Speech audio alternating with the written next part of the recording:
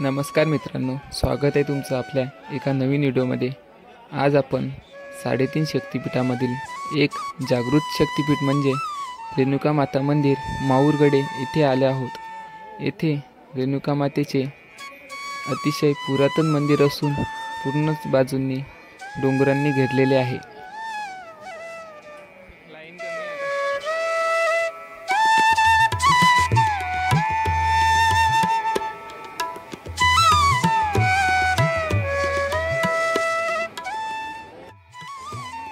वैदिक काळानुसार इसवी सन पूर्ण 500 मध्ये उत्तर भारतात सम्राट प्रसेनजित महाराजांची कन्या रेणुका देवीचा जन्म झाला होता।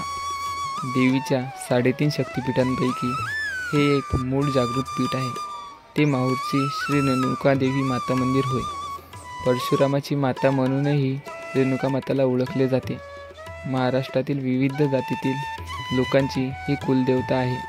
देवीचे मंदिर 13व्या शतकात देवगिरीच्या यादवकालीन राजाने बांधले आहे असे म्हटले जाते। माहूरगडावरच श्री दत्तात्रयांचा जन्म झाला अशी भाविकांची श्रद्धा आहे।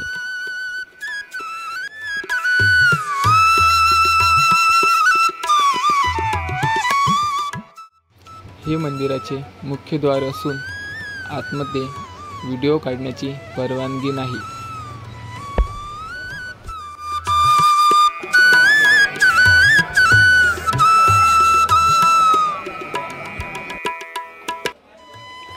येथे रेणुका माता यांची एक आख्यायिका प्रचलित आहे। ते म्हणजे रेणुका देवीने कुब्ज देशाचा जे आताचे छत्तीसगड राज्य सम्राट प्रसेनजित राजाच्या पोटी जन्म घेतला। तिचे नाव रेणुका देवी असे ठेवण्यात आले। शंकराचा अवतार मानलेल्या जमदग्नी ऋषीबरोबर तिचे लग्न झाले।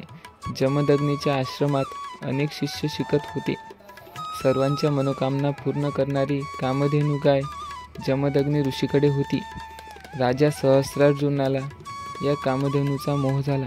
त्याने जमदग्नी ऋषीकडे कामधेनू मागितले। ऋषीने राजाची मागणी मान्य केली नाही। जेव्हा पराक्रमी जमदग्नी पुत्र परशुराम आश्रमात नाही हे साधून सहस्रार्जुनाने आश्रमावर हल्ला केला। आश्रम उद्ध्वस्त करून जमदग्नींना ठार मारले व कामधेनू हिरावून नेली। नंतर त्यांचा पुत्र परशुराम तिथे आला। घडलेला प्रकार बघून परशुरामाने क्षत्रियांचा विध्वंस करण्याची प्रतिज्ञा केली। पित्याला अग्नी देण्यासाठी कोरी भूमी हवी म्हणून त्याने कावडीच्या एका पारड्यात जमदग्नी ऋषींचे पार्थिव व दुसऱ्या पारड्यात माता रेणुका यांना बसवले। रानोमाळ भटकत अखेर तो माहूरगडला आला। तिथे वास्तव्यास असलेल्या दत्तात्रयाने त्याला कोरी भूमी दाखविली व इथेच पित्यावर अंत्यसंस्कार कर असे सांगितले। परशुरामाने प्रथम बाण मारून मारुतीतीर्थ व सर्व तीर्थ निर्माण केले। या पाण्याने स्नान घालून जमदग्नी ऋषीवर अंत्यसंस्कार केले। त्यावेळी माता रेणुका सती गेली।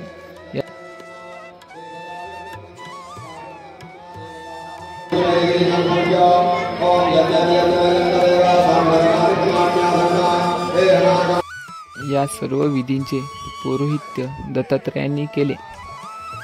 त्यानंतर परशुरामाला माता रेणुकेची खूप आठवण येऊ लागली। तो दुःखी होऊन शोक करत होता। तोच आकाशवाणी झाली, तुझी आई जमिनीतून वर येऊन तुला दर्शन देईल, फक्त तू मागे पाहू नकोस। परंतु परशुरामाची उत्सुकता वाढत गेल्याने त्याने मागे वळून बघितले। त्यावेळी रेणुका मातेचे केवळ मुखच जमिनीतून वर आले होते। तेवढेच परशुरामाला दिसले। मंदिरामध्ये जाताना एकूण 250 पायऱ्या चढाव्या लागतात। जर तुम्हाला काही आरोग्यास हानी झाली तर येथे मोफत आरोग्य सेवा सुद्धा उपलब्ध आहे।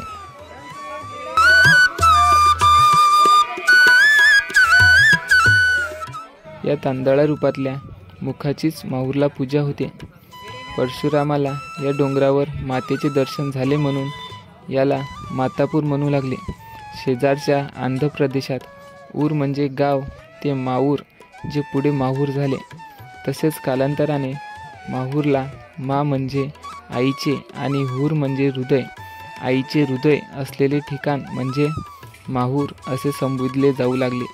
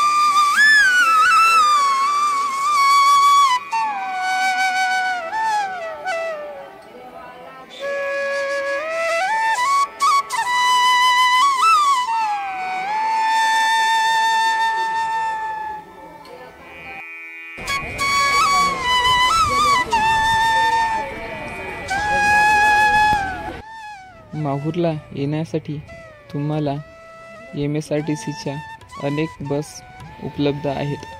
नागपूर, यवतमाळ, किनवट, पुसद अशा अनेक ठिकाणावरून माहूर येथे बसेस येतात.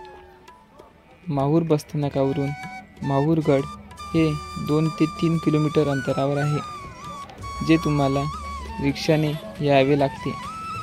रिक्षा यासाठी 20 ते 30 रुपये प्रति पर्सन भाडे आकारतो.